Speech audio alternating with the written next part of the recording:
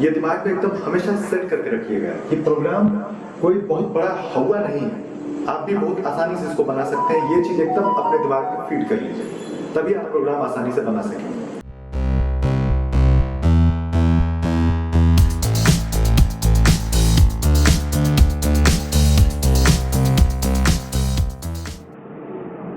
आज हम लोग यहाँ सी प्रोग्रामिंग के बारे में जानने वाले हैं। तो सी प्रोग्रामिंग को जानने से पहले सबसे पहले यह जानना जरूरी है कि प्रोग्राम क्या है।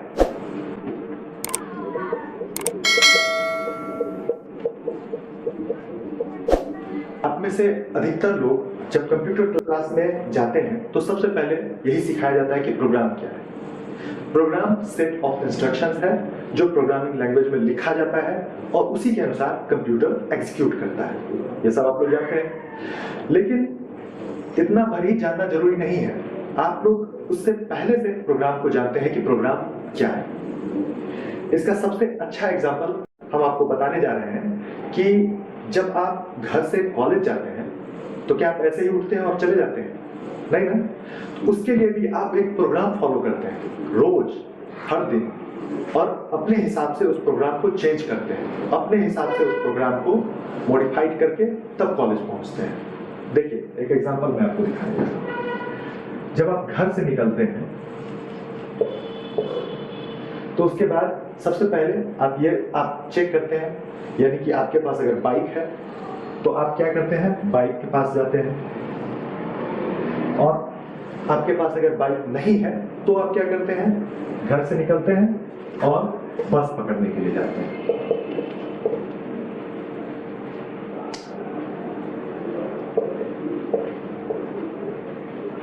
उसके बाद आप क्या करते हैं, जब आप बाइक के पास जाते हैं तो आप चेक करते हैं कि उसमें तेल है।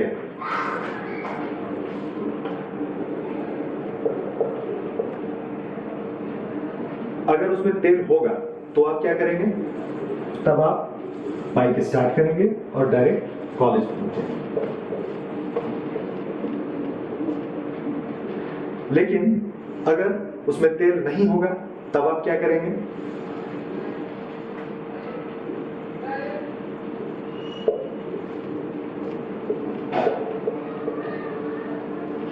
तब आप फिर वापस बस पकड़ने के लिए जाएंगे, है ना। अब अगर आप बस पकड़ने के लिए जाते हैं तो उस समय क्या होगा, उस समय भी दो चीज होगा। आप जब बस पकड़ने के लिए रोड पे खड़े होंगे तो बस आपको मिलेगी या फिर नहीं मिलेगी। अगर आपको बस मिल जाती है तो आप क्या करते हैं,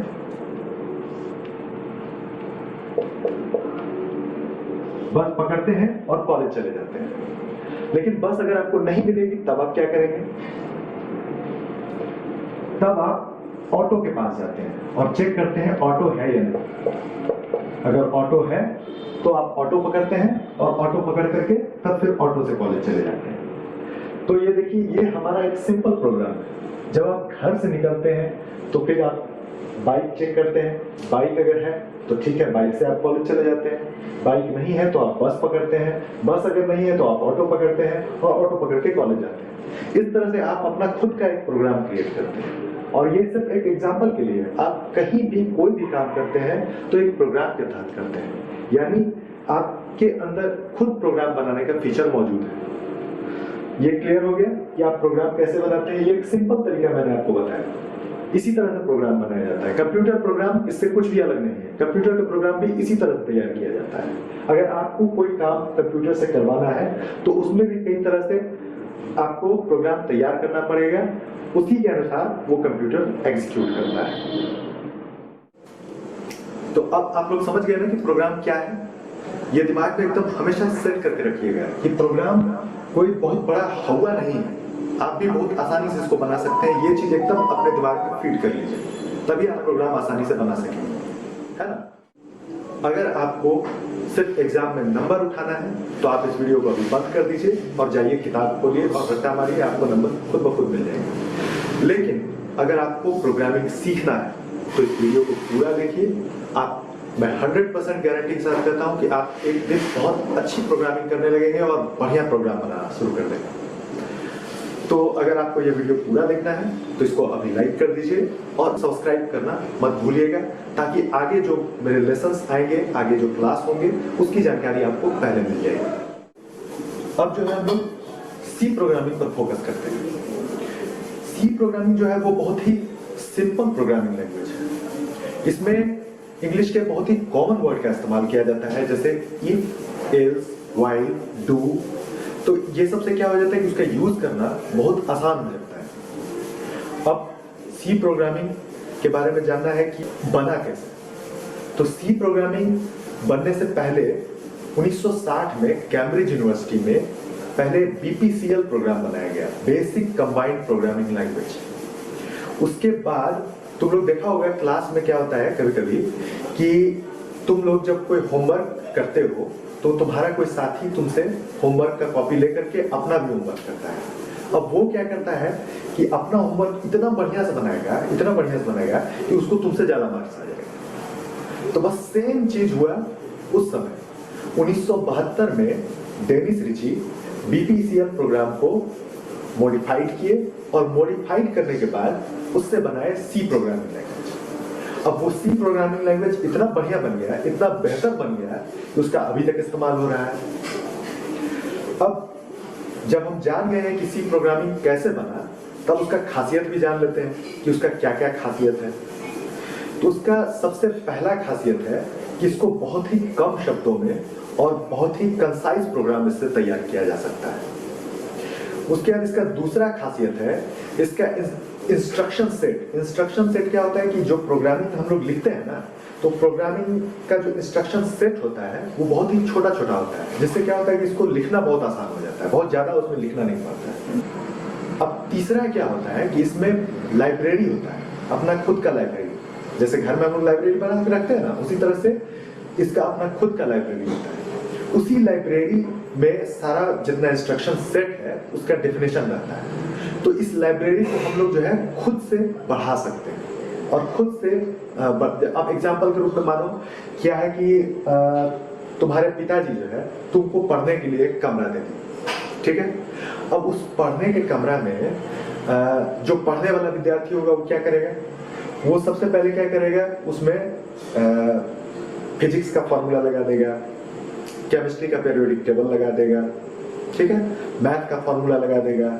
इससे क्या हो रहा है कि वो अपने पढ़ने वाले कमरे को एकदम एनरिच कर रहा है। लेकिन जो भूसकोल विद्यार्थी होगा, जो लफुआ विद्यार्थी होगा, वो क्या करेगा, वो हीरो हीरोइन का फोटो लगा देगा। तो फिर जो हीरो को पसंद करता होगा, सुपर हीरो को, तो वो आयरन मैन का फोटो लगा देगा, स्पाइडरमैन का फोटो लगा देगा। इसी तरह से होता है। तो वही चीज बना रहे हैं कि जो प्रोग्रामर होता है, जिस तरह का प्रोग्रामर होता है, वो अपने तरीके से उस सी प्रोग्रामिंग में, यानी कि लाइब्रेरी जो होता है उसमें ऐड कर सकता है खुद से। ये इसका खासियत है, यानी कि तुम उसके क्षमता को, प्रोग्रामिंग क्षमता को खुद से बढ़ा सकते हो, अपने अनुसार ढाल सकते हो। ये इसका सबसे बड़ा खासियत है। अब जो हम तुम लोग को बताने जा रहे हैं वो है सी प्रोग्रामिंग का स्ट्रक्चर।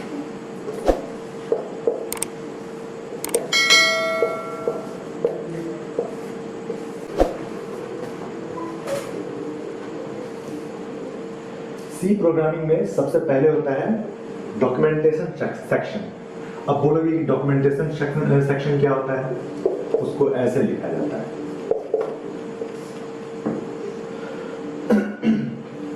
अब जैसे मान लो कि तुम कोई कहानी लिखते हो, ठीक है, तो कहानी को जब लिख लोगे, कंप्लीट कर लोगे, तो उसका कुछ हेडिंग तो दोगे, कुछ शीर्षक दोगे, जिससे पता चल सके कि किस चीज का कहानी है ना। तो बस यही हुआ डॉक्यूमेंटेशन सेक्शन। डॉक्यूमेंटेशन सेक्शन जो होता है ये बताता है कि प्रोग्रामिंग क्या है। उसका प्रोग्राम से कोई लेना देना नहीं है, इससे प्रोग्राम अगर तुम नहीं भी लिखोगे तो प्रोग्राम रन करेगा। लेकिन हम बताएंगे ना कि किस चीज का प्रोग्राम है, ताकि जो पढ़ेगा उसको समझ में आ जाए कि हाँ ये इस चीज का प्रोग्राम है। तो ये हुआ डॉक्यूमेंटेशन सेक्शन, ठीक है। शॉर्ट में मैं इसको लिख देता हूँ डॉक्यूमेंटेशन सेक्शन, ठीक है, डॉक सेक्शन। अब उसके बाद इसका दूसरा जो सेक्शन होता है उसको कहते हैं लिंक सेक्शन।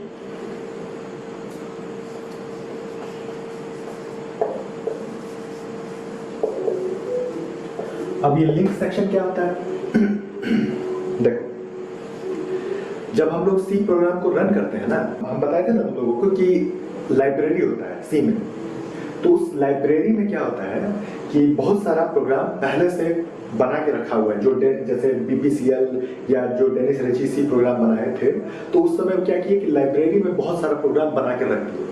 ठीक है, अब उसको क्या होता है कि वो एक बार में रन नहीं करता है। तुमको जिस चीज का जरूरत है तुम क्या करो कि उसके साथ यहाँ पे लिंक सेक्शन में उसका लिंक डालो। तो उससे क्या होगा कि उसका जो वो लाइब्रेरी होगा उस प्रोग्राम से रिलेटेड, मान लो तुमको मैथ का प्रोग्राम बनाना है तो मैथ से रिलेटेड लाइब्रेरी को इसमें लिंक कर दिया जाता है।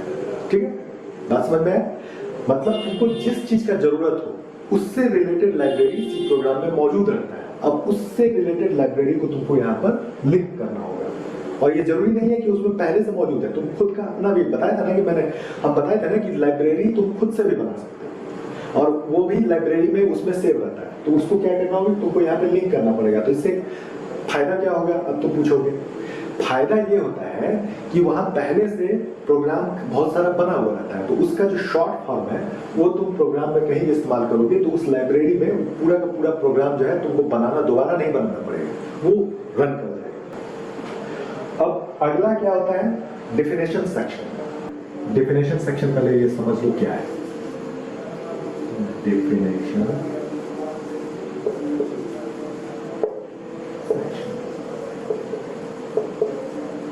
ये तीसरा पार्ट है, ये भी प्रोग्राम में होता है। तो डेफिनेशन सेक्शन में क्या होता है, तुम मैथ में पढ़े होगे तो उसमें कहते हैं ना कि माना कि x बराबर 25। ठीक है, इसका क्या मतलब हो गया? इसका मतलब हो गया कि हम मैथ में जहां जहां भी x का इस्तेमाल करेंगे उस x का वैल्यू 25 माना जाएगा। उसी तरह से हम लोग क्या करते हैं, डिफाइन यानी कि हैश डिफाइन इस्तेमाल करते हैं इसके लिए। वो डेफिनेशन सेक्शन होता है। उसमें क्या होता है कि हम लोग जब डिफाइन कर देते हैं कि जैसे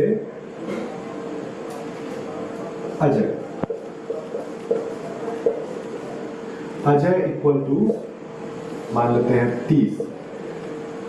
अब अजय जहां जहां इस्तेमाल होगा प्रोग्राम में वो कंप्यूटर उसको खुद ब खुद 30 समझ लेगा, यानी कि 30 वैल्यू के रूप में उसको डिफाइन करेगा। और जरूरी नहीं है कि यहाँ पे हम लोग सिर्फ ये नंबर कर सकते हैं। एक छोटा प्रोग्राम भी अगर हम अजय लिख देंगे और यहाँ पे एक छोटा सा प्रोग्राम लिख देंगे तो उसको भी वो प्रोग्राम की तरह रीड करेगा। नहीं समझे? फिर से समझो। अब जैसे मान लो कि हम यहाँ पे अजय लिखे और ये अजय की जगह पे एक छोटा सा प्रोग्राम लिख देंगे x + y।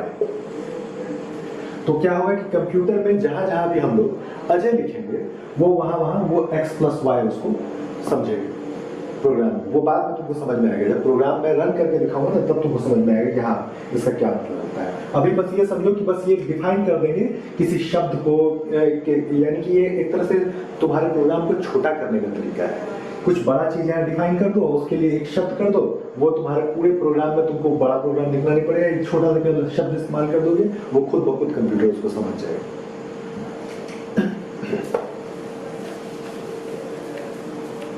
उसके बाद अगला सेक्शन होता है ग्लोबल डिक्लेरेशन सेक्शन। आप पूछोगे ग्लोबल डिक्लेरेशन सेक्शन क्या होता है? देखो, इसमें सी प्रोग्रामिंग में दो तरह का चीज होता है।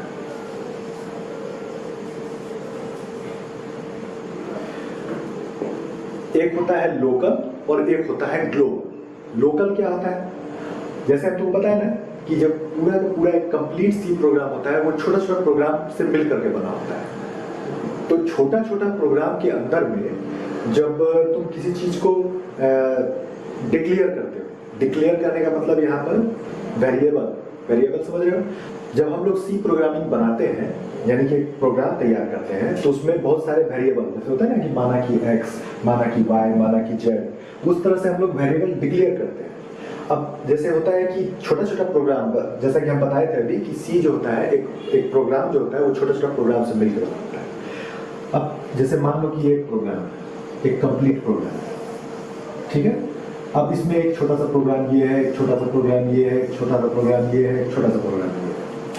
अब इसके अंदर तुम अगर किसी चीज को मानो कि x डिफाइन कर दिए, ठीक है, हम एग्जांपल के लिए बता रहे हैं कि x डिफाइन कर दिए, इसके अंदर y डिफाइन कर दिए, तो वो क्या होगा कि इस x का वैल्यू जो होगा वो इसी के अंदर में सिर्फ मान्य हो, उससे बाहर जाएगा इसका x का कोई वैल्यू नहीं।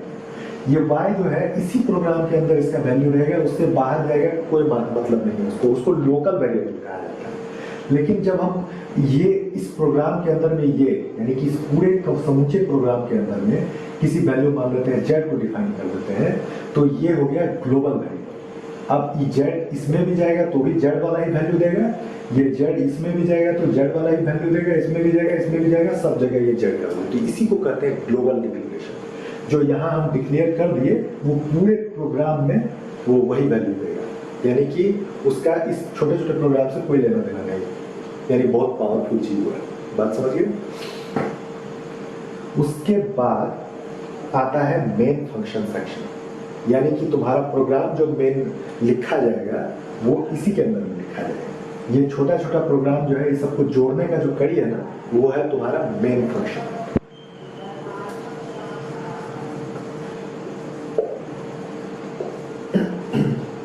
इसका भी दो पार्ट होता है, यानी कि एक पार्ट होता है डिक्लेरेशन पार्ट और दूसरा होता है एक्सिक्यूटेबल पार्ट। तो डिक्लेरेशन में क्या होता है कि हम लोग वेरिएबल डिक्लेयर करते हैं, यानी कि इसी तरह से माना कि x, y, z वगैरह वगैरह, ये हो गया तुम्हारा डिक्लेरेशन। दूसरा हो गया प्रोग्राम, कि प्रोग्राम आगे कैसे रन करेगा, तुम जो प्रोग्राम बनाए हो वो एक्सिक्यूट करेगा। इसीलिए होता है उसका दो पार्ट, डिक्लेरेशन और एक्सिक्यूटेबल पार्ट।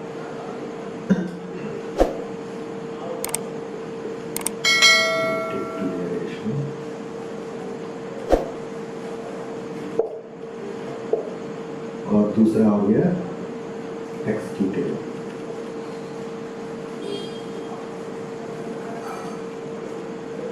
ठीक है, ये दो पार्ट हो गए। अब पूछो ये ब्रैकेट हम क्यों दिए? तो ब्रैकेट हम इसलिए दिए क्योंकि डिक्लेरेशन पार्ट यानी कि मेन जो प्रोग्राम होता है, कोई भी प्रोग्राम, उसको ओपन भी इस ब्रैकेट से करते हैं, कर्ली ब्रैकेट इसको कहा जाता है, और क्लोज भी कर्ली ब्रैकेट से करते हैं। कर्ली ब्रैकेट ऐसे लिखा जाता है, ये हो गया ओपन, यानी शुरुआत यहां हुआ और अंत इससे हो। इसको याद रखना है हमेशा। हालांकि प्रोग्राम जब हम आगे बताएंगे तो उसमें बताएंगे कि कैसे कैसे इसको इस्तेमाल किया जाता है। अभी सिर्फ प्रोग्राम का स्ट्रक्चर देख लो क्या क्या होता है। उसके बाद सबसे अंतिम जो सेक्शन होता है वो होता है वही फंक्शन, ग्रुप ऑफ फंक्शन, यानी कि कई जो छोटे छोटे प्रोग्राम बनाए होते हैं ना, वो सब तुम्हारा फिर नीचे में आ जाएगा फंक्शन।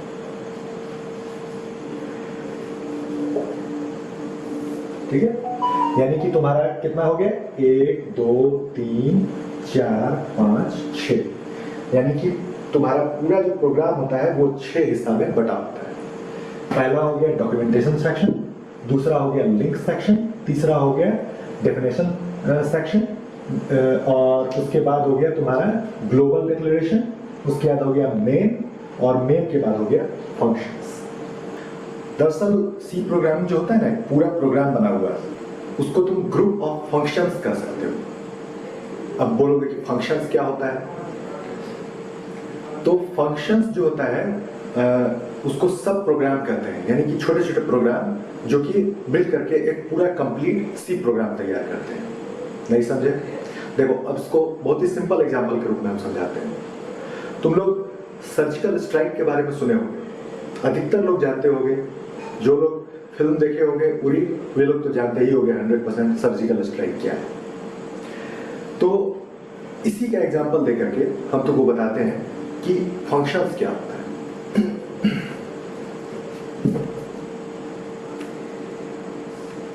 मान लो ये दुश्मन देश,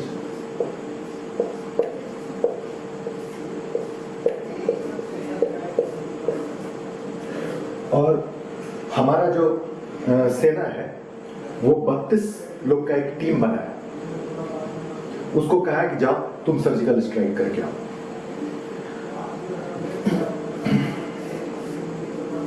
ठीक है, 32 आदमी। अब हम क्या करेंगे कि 32 को एक और उठा के ले जाएंगे वहां, नहीं ना? तो उसके लिए हम क्या किए कि 8-8-8 का टीम बना दिए, यानी कि 8 गुणे 4 यानी कि 4 टीम बनाए उससे, जिसमें हर टीम में 8 आदमी।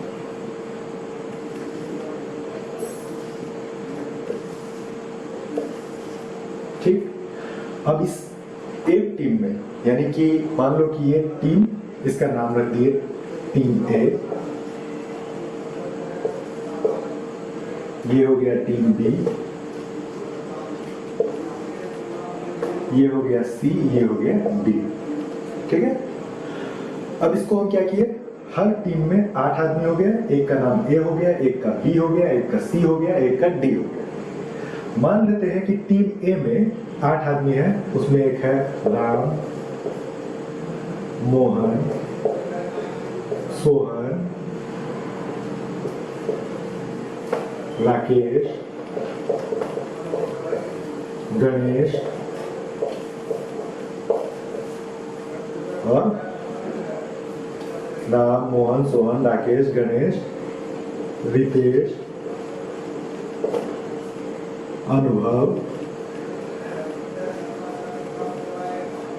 अमित। हो गया 8 आदमी, 1 2 3 4 5 6 7 8। ठीक है, अब इस एक टीम ए में 8 आदमी। अब जब हम लोग सर्जिकल स्ट्राइक करने के लिए जाएंगे तो क्या होगा कि मान लेते हैं टीम सी सबसे आगे रहेगी, उसके पीछे टीम डी रहेगी, उत्तर से हमला टीम ए करेगी, दक्षिण से हमला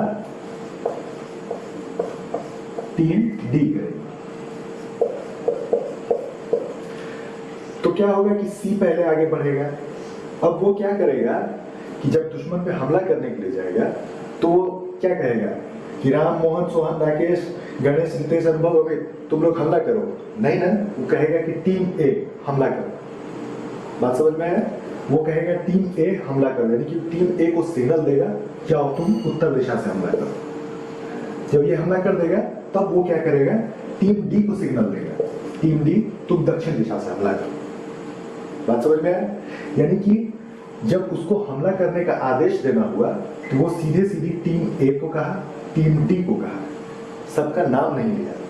तो काम को शॉर्ट करने का जो तरीका है वही है फंक्शन। यानी कि जब हमें छोटे छोटे प्रोग्राम को रन कराना होता है तो हम लोग क्या करते हैं, उसको छोटे छोटे टुकड़ा में बांट देते हैं।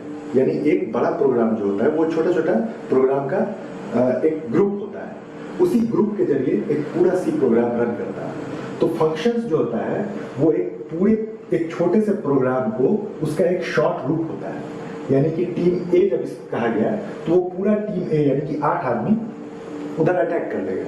यानी कि वो एक प्रोग्राम है, अगर इसको एक प्रोग्राम मानो तो ये पूरा एक कंप्लीट प्रोग्राम हो गया। अब जब हम टीम ए का नाम लेते हैं तो टीम ए हो गया फंक्शन, टीम डी हो गया फंक्शन।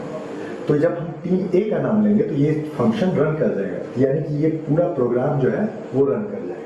जब हम टीम डी का नाम लेंगे तो वो इसका मतलब है ये पूरे 8 आदमी जो इसके हैं ये टीम डी रन कर जाएगा। यही हुआ फंक्शन। क्लियर है? फंक्शन समझने में कोई दिक्कत नहीं होगी? समझे कि नहीं समझे? जो नहीं समझे वो कमेंट करके बताएगा, हम फिर से दोबारा एक अलग एग्जांपल देकर के समझा देंगे कि फंक्शन क्या होता है। हालांकि फंक्शन पे एक अलग चैप्टर ही होता है सी प्रोग्रामिंग में, जिसके बारे में बाद में भी डिस्कस किया जा सकता है। क्लियर? अब इससे अब अगले क्लास में हम तुमको बताएंगे कि सी प्रोग्राम कैसे तैयार किया जाता है, उसका क्या पार्ट होता है, उसको कैसे हम लोग लिखना शुरू करते हैं, उसका क्या ग्रामर का ध्यान रखना है, वो सब तुमको एक छोटा सा प्रोग्राम के तहत बना करके और तब उसके बाद एग्जाम्पल के ऊपर बताएंगे। आज के लिए इतना ही, बस। जय हिंद।